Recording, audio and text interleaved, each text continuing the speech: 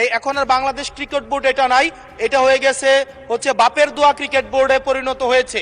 যেভাবে দখল করা হয়েছে বাপের দোয়া ক্রিকেট বোর্ড। আমি সালাউদ্দিন আহমেদ, মন্ত্রী স্বরাষ্ট্র মন্ত্রণালয়, প্রস্তাব করছি মাননীয় স্পিকার, জুলাই গণ অভ্যুত্থানে অংশগ্রহণকারীদের সুরক্ষা ও দায় নির্ধারণের লক্ষ্যে আনিত একটি বিল, জুলাই গণ অভ্যুত্থান সুরক্ষা ও দায় নির্ধারণ বিল 2026 মহান সংসদ উত্থাপনের জন্য অনুমতি প্রার্থনা করছি। মাননীয় সদস্যবৃন্দ উত্থাপনের আপত্তি জানিয়েছেন হাসনাত আব্দুল্লাহ, কুমিল্লা 4।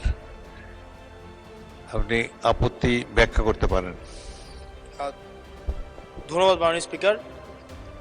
মাননীয় স্পিকার, আজকে যেই বিলটি উত্থাপন হয়েছে, জুলাই গণ অভ্যুত্থানে অংশগ্রহণকারীদের সুরক্ষা ও দায় নির্ধারণের লক্ষ্যে যে বিলটা আনা হয়েছে, সেই বিলে যদি আমরা দেখি, এখানে কমিশন বলতে জাতীয় মানবাধিকার কমিশনকে বোঝানো হয়েছে এবং এখানে 2 ঘতে সংজ্ঞার মধ্যে আমরা যদি দেখি, বিশৃঙ্খল পরিস্থিতির অপরাধমূলক অপব্যবহার, এটার ব্যাখ্যাটা দেওয়া হয়েছে রাজনৈতিক প্রতিরোধের পরিবর্তে সংকীর্ণ ও ব্যক্তিগত স্বার্থে সংঘটিত যে হত্যাকাণ্ডগুলো হয়েছে এটাকে একভাবে দেখা হবে। আর আরেকটা হচ্ছে গণতান্ত্রিক ব্যবস্থা পুনরুদ্ধারের উদ্দেশ্য যেই কার্যাবলীগুলো সংগঠিত হয়েছে সেটাকে একভাবে দেখা হবে। মাননীয় স্পিকার, প্রবলেমের জায়গাটা যেটা, সেটা হচ্ছে সংকীর্ণ ও ব্যক্তিগত স্বার্থে যে ধরনের সংগঠিত হত্যাকাণ্ড হয়েছে সেটাকে কে ডিফাইন করবে, সেটাকে কিন্তু ডিফাইন করবে এই আইন অনুযায়ী জাতীয় মানবাধিকার কমিশন। অর্থাৎ এই ইনডেমনিটিটা জাতীয় মানবাধিকার কমিশনের উপরে নির্ভর করবে। এবার এই জাতীয় মানবাধিকার কমিশনের যে অধ্যাদেশ, সেটা কিন্তু ইতিমধ্যে ল্যাপস করে দেওয়ার প্রস্তাব দেওয়া হয়েছে। এখন এই জাতীয় মানবাধিকার কমিশনটা, এটা যে 2009 সালের অনুযায়ী যদি চলে, তাহলে সেটা কিন্তু পুরোপুরি সরকার নিয়ন্ত্রিত একটা মানবাধিকার কমিশন। যেই মানবাধিকার কমিশন বিরোধী দল ও মতকে দমনের জন্য ব্যবহার করা হয়েছে, ভিকটিম ব্লেমিং এর জন্য ব্যবহার করা হয়েছে, যেই মানবাধিকার কমিশন গুম খুনের বৈধতা উৎপাদন করা হয়েছে। মাননীয় স্পিকার, এই মানবাধিকার কমিশনকে যদি আমরা মন্ত্রণালয়ের অধীনে রাখি এবং ওই মানবাধিকার কমিশনের মধ্য দিয়েই যদি আমরা জুলাই গণ অভ্যুত্থানের এই কার্যক্রমগুলোকে বিচারের এবং নিরীক্ষণের দায়িত্ব দেওয়া হয়, সেক্ষেত্রে এই নিরীক্ষণ কিন্তু প্রশ্নবিদ্ধ হবে।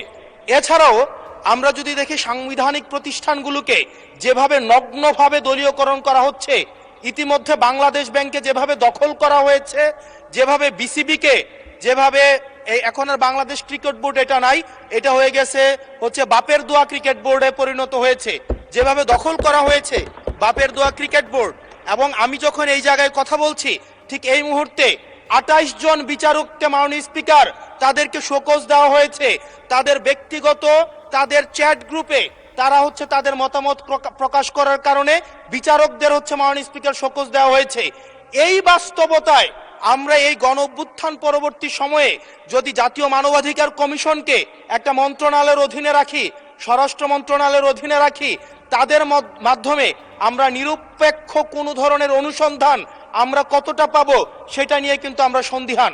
সেই জায়গা থেকে এই বিলটিকে যদি আমরা বাস্তবায়ন করতে চাই, এটাকে যদি আমরা ফাংশনাল করতে চাই, শুধুমাত্র অর্নামেন্টাল না, যদি আমরা ফাংশনাল করতে চাই, তাহলে জাতীয় মানবাধিকার কমিশনকে অবশ্যই সেটাকে অটোনমাস করতে হবে।